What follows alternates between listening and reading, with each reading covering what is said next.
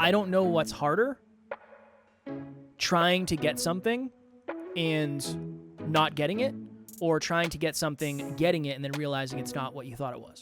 I genuinely don't know which one of those is harder, but we might as well give it a shot, because what you're going to learn on the way is probably going to be some of the most valuable things you ever learn. You realize that the whole point of dreams and goals is for the person you become and the impact you can have. And if you can mature your way there quicker, do it. But sometimes you're going to have to get that car to realize that's not going to do it. You have to get that 6 figures to realize that wasn't the answer. Next Level Nation, welcome back to another episode of Next Level University, where we help you level up your life, your love, your health, and your wealth. We hope you enjoyed yesterday's episode number 1693, The Connection Between Empowerment and Humility. Today, for episode number 1694, what if you don't actually want what you think you want? So, PSA, I believe that's public service announcement, that we're aiming for 15 minutes on this episode, okay? Father-in-law's over. Pops, I call him Pops, father-in-law. He's over for dinner. I don't want to be too late because... What are you having? I don't know what we're having. Macaroni and cheese, maybe? Nice. Mac and cheese, and that was his request. And a little barbecue chicken on it, I believe. Nice. Pretty excited about that. All right. So Alan and I were having a deep talk before we recorded this episode. And we were talking about... What can I do for you there, Sunshine? Nothing. Something you need? I was just scratching my eye. I have a tall glass of... Keep your mouth closed. We had a deep talk before this, you and I, as we do. Just wasting precious time. Recording time. If we rented a studio by the hour, we would be broke because we would never record the episode. We would just have deep talks. And we were talking about how, tying into a little bit of the previous episode, we were talking about being significance-driven. And for those of you who don't know, being significance-driven is you really want people to see what you're doing, and you want to get attention for what you're doing. Probably the best way to put it. And we were talking about how at the very beginning of this journey, I was definitely very, I don't know if I'd say very, I like to think that I was very significance-driven. For me, that's my truth. I was very significance-driven. I would take my shirt off at any breeze or spilled drink. My shirt was coming off. I wanted my car to be loud because I wanted people to see it. I was significance-driven.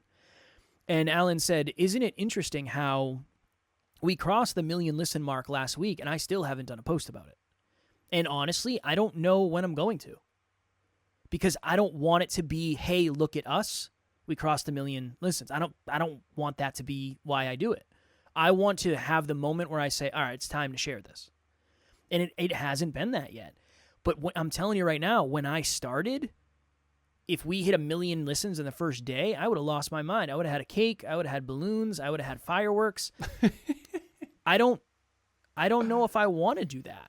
You would have kept real close. You would have held on to your humility. Yeah, my humility would have gone right out the window. Based on the last episode. Even Taryn asked me, she said, what do you want to do?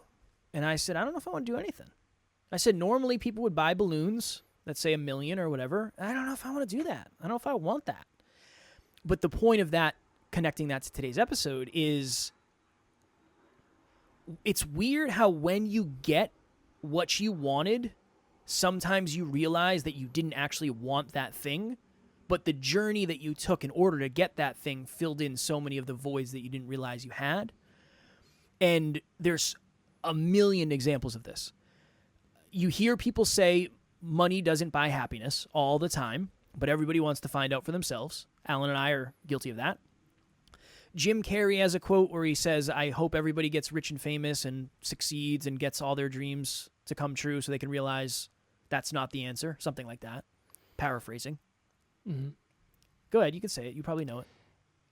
I wish everyone could get fame and fortune so they would realize it's not where they're going to find their sense of completion. That's better. It was a commencement address done, I believe, in 2005. But you might be out there thinking, honestly, I'd like to give it a shot. Yeah, maybe my completion, my sense of completion is in there.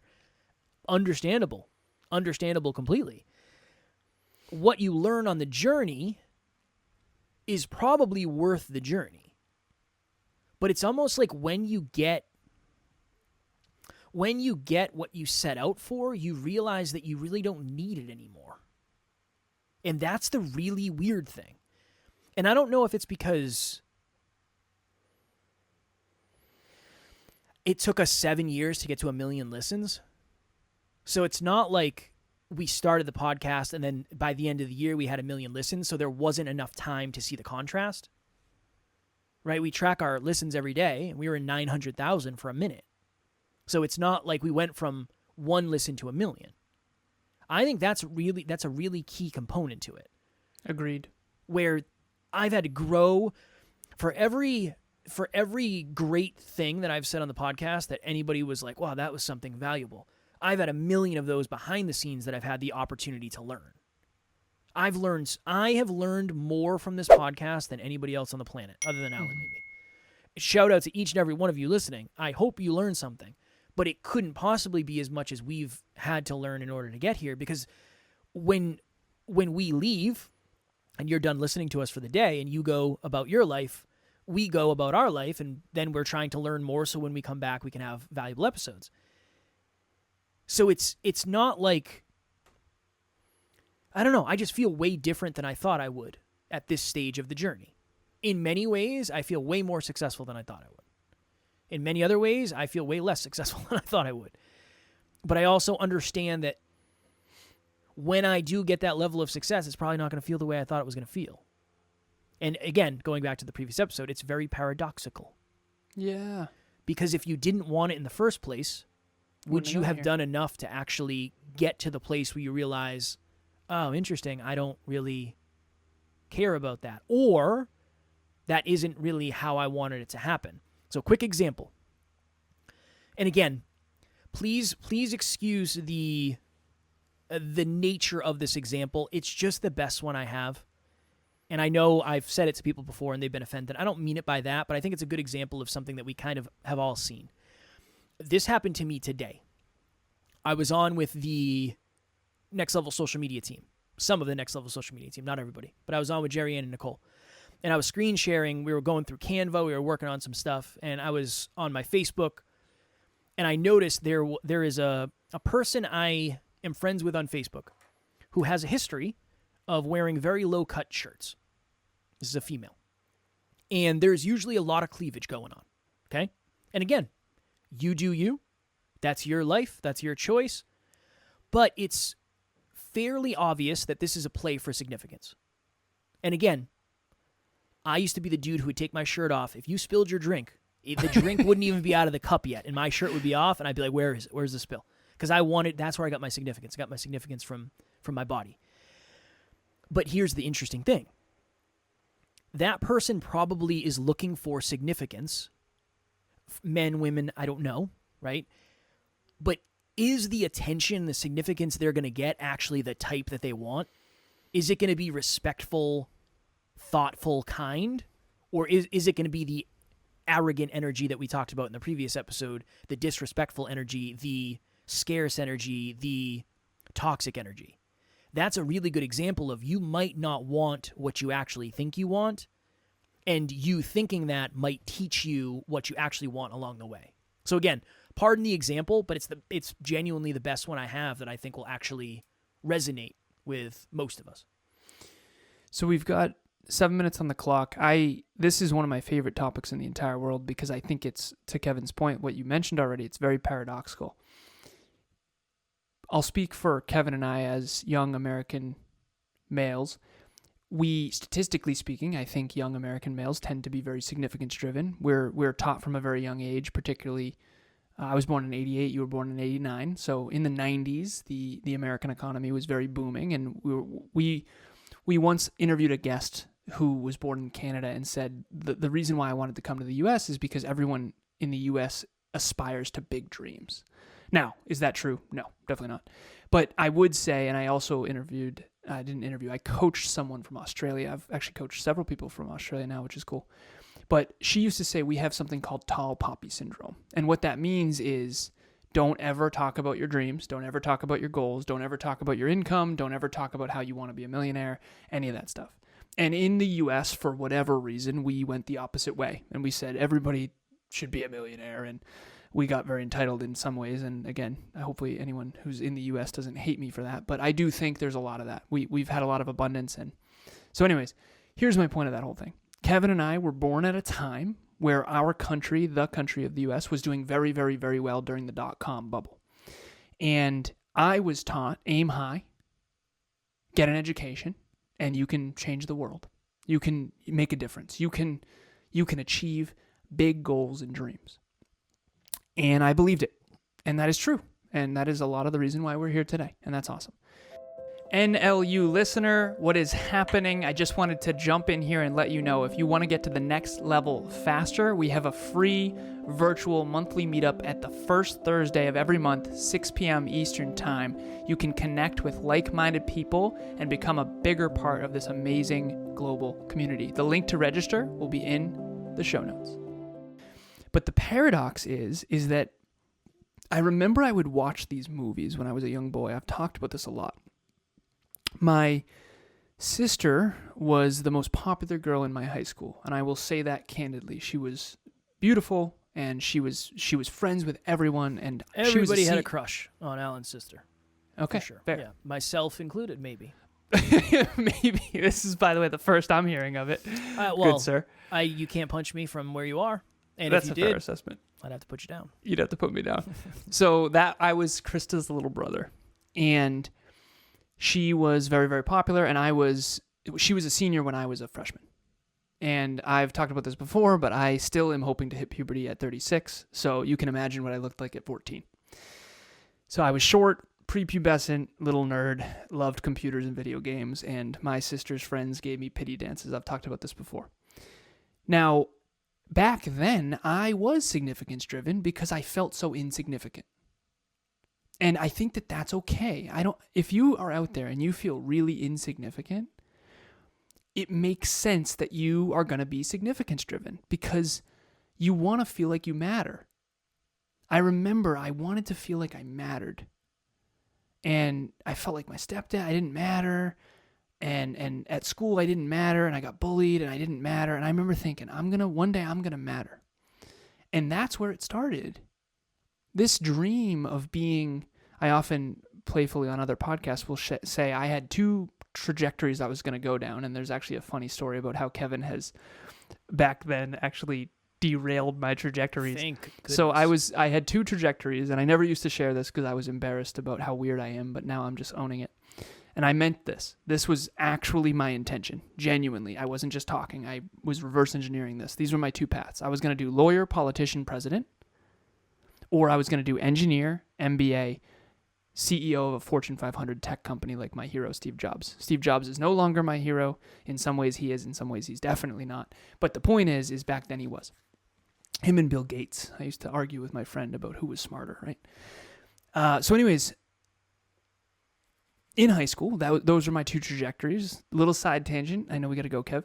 Kev good. was in the jury during a mock court case. In law class. During law class, my sophomore year, and he derailed my dreams of being president. So you didn't I could have been convince president, me. maybe. No, you didn't convince me. That's on you. You lost your first case. Your best friend was who I was against, and you were going to vote for him no matter jury. what. I shouldn't have even been on the jury. That should have you been. You were biased. That's rookie shit. I came in a full suit. That's the first thing they ask is, are you at all biased towards one way? Nobody ever asked me that. Of course I am. It's my best friend. It's on you. Best friend. You got to weed it out better than that. So anyways, I played the long game because of how insignificant that I felt. And what's ironic is, and paradoxical, is as you become more significant in life and you achieve more and more of your goals and dreams, you realize that that's not really why. And to Kevin's point, we both had to make six figures to realize that wasn't the answer. It was an answer, correct. And without food, water, shelter, it's a big deal and it's important. And so we're not lessening. Kevin and I refuse to ever get to a point where we are winning and successful and then forget what it was like where we started. And if you don't have, there's a hierarchy of needs, human needs.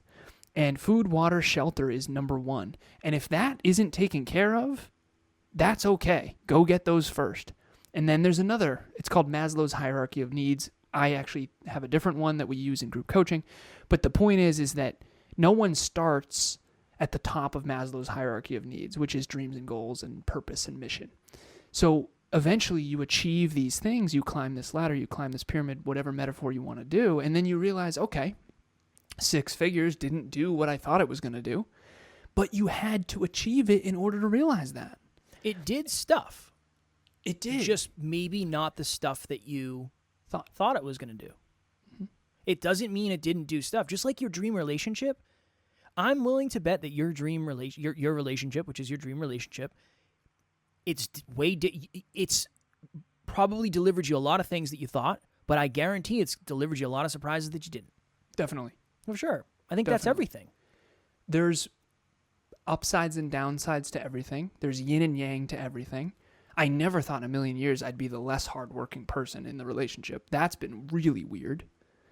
That's been alarmingly weird for me. I actually do like it. It's better than the alternative because I've been on the other end and I always felt like a pain in the butt to everyone I dated. And I probably was, to be honest. But at the end of the day, all Kevin and I are saying, because we got to jump here, is some of your goals are going to start off as maybe a little immature and ego-driven. That's okay. Definitely. That's okay. That's where we all start.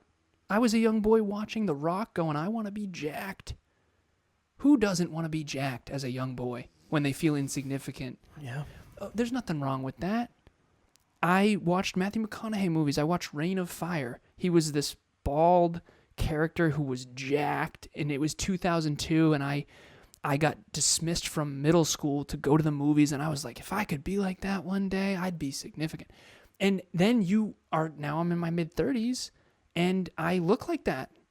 And it's different. I'm telling you, it's very different. It's not what I thought. And I achieved my dream, and that's great. But you realize that the whole point of dreams and goals is for the person you become and the impact you can have. And if you can mature your way there quicker, do it. But sometimes you're going to have to get that car to realize that's not going to do it. You have to get that 6 figures to realize that wasn't the answer. And then eventually you just kind of get it. Okay, this is an infinite game. This is a mountain that never stops. What I create also creates me, and I'm just going to grow and contribute as much as possible and have the highest quality of life as possible. And when you're a young boy or girl, you have aspirations that are driven by what you see out there in the world. Maybe you see a exotic car collection, or maybe you see a romantic comedy where the guy is so kind to, and you know, young girls who want to have a wedding. That's all fine. But that home, dream home, wedding, whatever it is, all that's fine. We're not making that wrong. What we are saying is just the growth journey requires that you aspire. And that's all, the last thing I'll say is you have to aspire to something greater than what you're living right now. And if you don't, you won't grow. And if you don't grow, you won't learn who you really are and what you're really capable of. When you said that's the last thing I'm going to say, I looked at the camera and everybody watching on YouTube, and I said, definitely not the last thing he's going to say. And then you said something after that, and I said, no, you said you had a part 2, and then I said, see, that's what I'm saying. Nice. From now on, we're going to set a timer for 5 minutes, and you're going to try to get as many words in as humanly possible, because it's funny for me, because you're like, blah, blah, blah, and then you hammer it and hammer it and hammer it. I enjoyed it very much. Nice. I appreciate you condensing for me so I can be off for dinner. I do appreciate it very much. Of course. Last thing before we hop. Like Alan said, it's not that you shouldn't aspire to anything. Just don't be surprised that if and when you do accomplish it, it's not really what you thought. And last thing, one of my favorite quotes, I don't know what's harder, trying to get something and not getting it, or trying to get something, getting it, and then realizing it's not what you thought it was. I genuinely don't know which one of those is harder, but we might as well give it a shot, because what you're going to learn on the way is probably going to be some of the most valuable things you ever learn. And that is a deep belief that we have. All right. If you are interested in a positive group of humans, a positive community of people who are continuously trying to lean into authenticity and being themselves, which is one of the hardest things in the world, we have a private Facebook group called Next Level Nation. We'll have the link in the show notes. Group coaching around 15 starts on July 9th at 5 p.m. Eastern Standard Time. We'll have a link in the show notes for that. We'd love to have you. If you've thought about coaching and don't know where to start, this is a really, really, really good step. It's kind of dipping your toe into coaching. We've had people do it 3 times, 4 times. So Wherever you are in your growth journey, your coaching journey, it is for you. So we'll have the link in the show notes. I don't know what we're doing for tomorrow because we're out here jeffing, but it's going to be a good episode. As Use always, promo code Oh my NLU God. listener Jeez. for 30% off. That's promo code NLU listener for 30% off. On the group coaching. Yes. Okay. On the kick drum. Come on the kick drum. Mhm. As always, we love you. We appreciate you all so very much. And at NLU, Next Level University, we do not have fans. We have family. We will talk to you all tomorrow. Keep chasing dreams. Next Level Nation.